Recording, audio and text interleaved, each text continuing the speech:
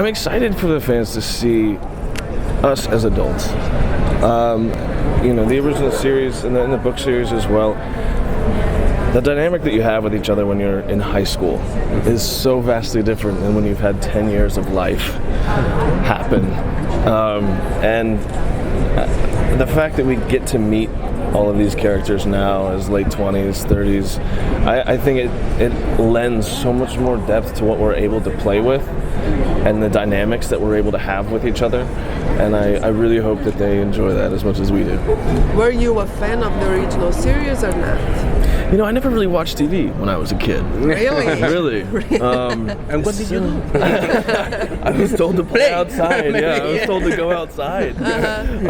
So I missed it. And then when I got cast on this, I asked Karina McKenzie, our showrunner, if I should watch it. What's our relationship with the show going to be? And she said, no, don't watch it. Because what we're doing, going back to the books, taking the characters from the books and sort of reimagining it. It's not a prequel, it's not a sequel. It's truly a reimagination of the source material, and that's very fun to explore. And she didn't want us to be colored by what the previous actors had done and what the previous showrunner had tried to do. So you read all the books? I've not read all the books. No, not even one? No, I've read portions of a lot of them, and she'll, if something's applicable, she'll say, hey, go to this book, read this passage, and I try to keep it limited to that. Do you the sort of chemistry between the two characters at the core of this is sort of the heart of the story? How immediate was the chemistry between you two? How did you find that? Was it something that was there, or did you have to find it? I was very lucky because I had worked with Janine years ago on a show called Bunheads with Amy Sherman Palladino, who everyone keeps telling me is just slaying it with Marvelous Mrs. Maisel right now, and I'm so happy for her. But we worked together on that, and although we hadn't kept in touch or anything, the minute I saw her for the chemistry read, there was a familiarity there. There was I know you from somewhere, and that helped sort of jumpstart ultimately what we're building in the show. And once we got into scenes together, I think some of our first scenes together were these big epic romantic scenes, and it was just like you just sort of dive in, we were like, all right, I guess we're doing this. And she's an incredible actress, and obviously beautiful, very easy person to have chemistry with. And how do you find your character? How is your character? I love this version of Max, I guess I should say, because at the very core of myself here is loyalty to my family, to Michael, and to Isabel, and ultimately to Liz when she comes back into my life. And that's something that's very core to myself, Nathan, as well. So it's an important aspect of where you build everything from. The reasons that you protect someone, how far you'll go to protect someone that you love. I think that's a really powerful thing to explore, and I love the chance that they're giving me to do that. So I've been looking forward to meeting you since you were introduced as Luke Spencer's son on General Hospital. And I watched you on True Blood. Can you talk a little bit about how these different experiences have come into play or affected what you're doing throughout today? my career? Yeah.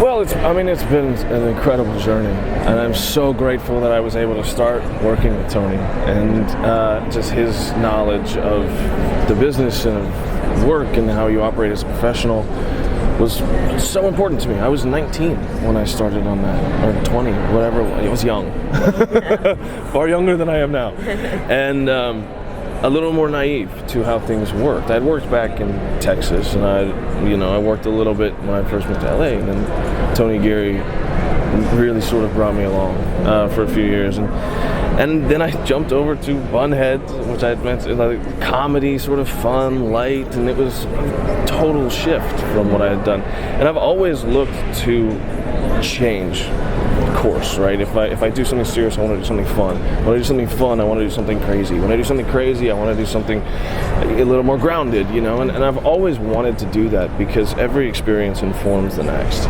And where I find myself now is this crazy extraterrestrial sci-fi love story that is so rooted in human connection. It's sort of this wonderful combination of all of it, where we get light moments of levity and brevity and sort of this friendship. And then we also go to the other side of this wild, crazy, dark murder mystery.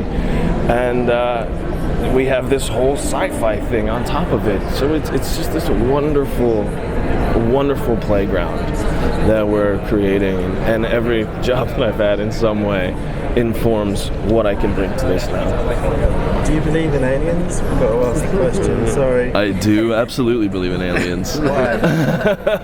Well, I'm a huge fan of the Science Channel. So I always am watching how the universe works and, you know, on History Channel, Ancient Aliens and all this. And it's just, the universe is too big, too complex, and too powerful for this one little speck that we call Earth to be the only place where life happens. There's just too many other opportunities. You look at life on land, you look at some of the stuff down in the deep crevices of the ocean, the places where life can happen here on Earth is incredible. And we don't even know a fraction of the possibility out there. So I think it's crazy to think we're all alone. And on the flip side of that, how is it to play an alien? You know, it's surprisingly human. Because I think one thing that's interesting about playing this alien that looks human, there are moments in all of our lives as people where we feel alien, where we feel alienated. And it doesn't matter where you come from. And we talk in this show about the literal aliens from outer space, as well as illegal aliens coming across the border, immigrants who come from other places legally. I mean, we talk about all of this. And playing an alien at the end of the day, you don't play the alien, you know.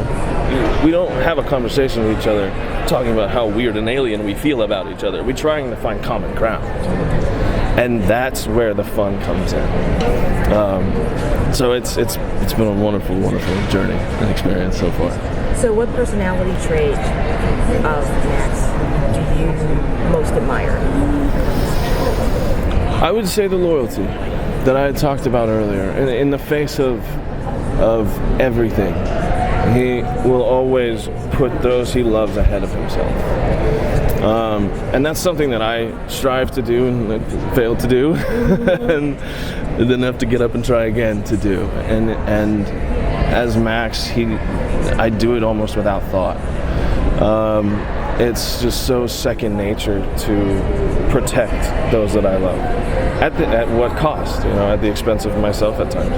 And I love that. I think that's such a beautiful trait, and I wish there were more people who were selfless in that way. You know, we're getting into a very selfish time with kids these days, and social media and all this. It's become a very me society.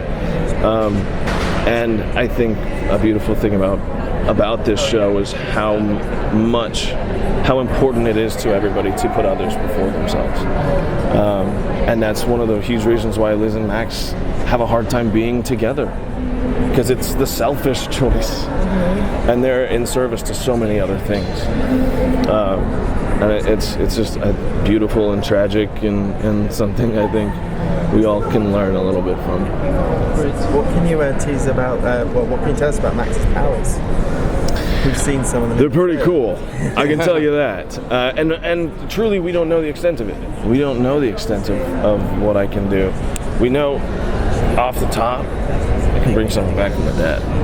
That's pretty cool. There's also a flip side of that, which is pretty cool too. So I can't tell you what that is. But it's going to be awesome. And as we move forward and hopefully into a season 2, they'll continue to grow, and we'll see how far we go with it. And how are you dealing with the sort of special effects side of things? That's fun. We've actually been able to do a few practical things where we have lights and the hand glows, and it's like super cool. A lot of it nowadays obviously is going to be special effects and CGI, so it's sort of all in my head right now, and in my head it looks awesome. So there was mention that there might be a little bit of action. I mean, you're a police officer and just a murder mystery. Absolutely. So have you done any action scenes yet? We've done a few.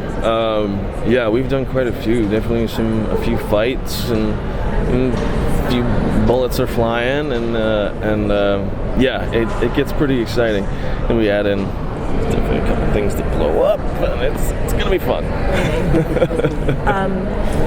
When working on True Blood, it's a huge cast. I mean, you kind of came in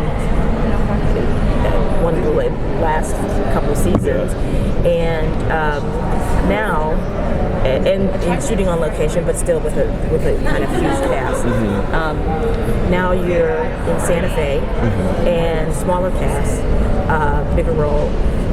How is it working in this kind of environment where you're kind of on location and kind of stuff? Well, this location in particular is amazing. We couldn't do this show anywhere else, and I didn't understand why New Mexico was the land of enchantment until I lived there. The skies are amazing. The vistas are stunning. It truly, the landscape truly is a character in this show, and it's beautiful. With comparisons to True Blood, I learned a lot from Stephen Moyer about how to take care of a cast. And now that I'm one of the leads on it, I'm able to do that with some of the younger actors that we have. And I always think back to things that he told me, and just the example that he set for those of us who are a little greener. I'll be forever grateful for that experience. And this cast is not small either. We do like to think that this is an ensemble show. Obviously, it revolves around Liz and I, but ultimately, Michael and Isabel are huge. Maria's huge. The other characters that sort of fill out this small town are all very present. And yeah, it's being out there with them. It just bonds us so much, and love working with every single one. And you're working with, well, not directly, but you have younger versions of yourself that are also on the show. Have you had any contact with it? Do you work at all with the younger version of yourself? Yeah, we did. We had lunch with them the other day, and when they first brought them in, everyone kept referring to them as the kids. The kids are here, and I was thinking like 8-year-olds, and they show up and they're like 15, 16, LA actors, like way cooler than we are, so they're totally fine. And they're going to be really, really good. I'm excited to see their work, and they've had some good questions for us, and hopefully we'll keep bringing them back, and we'll keep kind of building our childhood together.